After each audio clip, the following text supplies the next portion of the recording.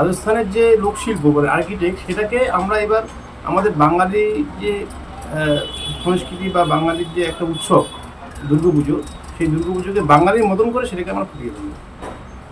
কত টাকা বাজেট রয়েছে? 45 থেকে 50 লক্ষ টাকা। এমনি পুজো ছাড়া আর কি মানে আপনারা করছেন? পুজো ছাড়া আমাদের ক্লাব সারা বছর বিভিন্ন রকম সামাজিক কাজকর্ম আমরা করে থাকি। পুজোকে কেন্দ্র করেই শুধু নয়, তবুও পুজোর যেহেতু বাঙালির শ্রেষ্ঠ উৎসব, আমরা পুজোটাকে একটু বড় করে ধুমধাম করে করার চেষ্টা করি এবং সেই সাথে আমরা বস্ত্র বিতরণী একটা প্রোগ্রাম পুজোকে কেন্দ্র করে রাখি।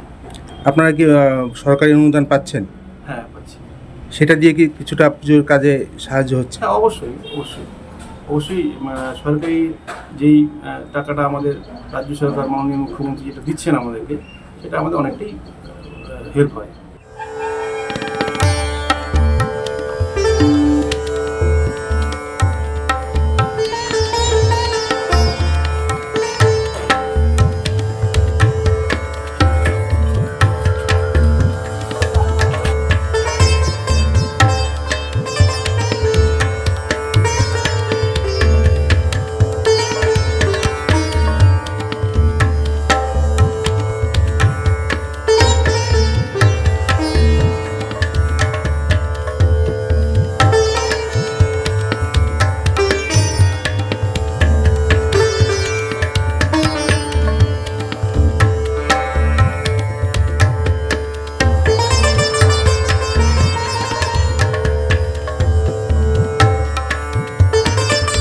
আমাদের থিম হচ্ছে এবছর রাজস্থানের জৈন মন্দির, আমাদের 75তম বছর।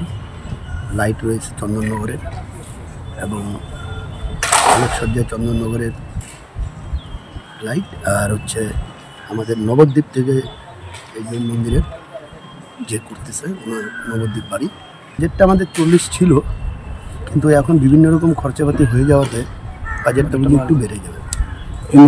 দর্শনার্থী কীরকম আশা করছেন? দর্শনার্থী তো আমাদের এখানে অ্যাকচুয়ালি আমাদের ঘুঘুমাটা হচ্ছে দিনাটা এবং মাথাভাঙার প্রবেশদ্বার। তো স্বাভাবিকভাবে আমাদের অন্যান্য সময় যখন ছোটো পুজোগুলো হয়ে থাকে সেই সময়ও আমাদের এখানে প্রচণ্ড ভিড় হয়। আর এবছর তো যে সমস্ত প্রচার হয়েছে একটা পুজোটাও আমরা একটু বড় মাপের করছি, তো আমাদের এখানে প্রচুর দর্শনার্থী। নিরাপত্তা কী থাকছে? নিরাপত্তার দিক থেকে প্রশাসনের সাথে আমাদের বৈঠক হয়েছে, তারা 100% আমাদেরকে সহযোগিতা করবে আশ্বাস দিয়েছে এবং করবেনও। আর পাশাপাশি আমাদের এক্সট্রা ভলেন্টিয়ারের ব্যবস্থা আমরা করেছি, যেখানে তার পরিমাণ 1 থেকে 150। এবার কি আপনারা পুজো অনুদান পেয়েছেন? পুজোর অনুদান পেয়েছি। ফলো করুন সংবাদ প্রতিদিন ডিজিটাল।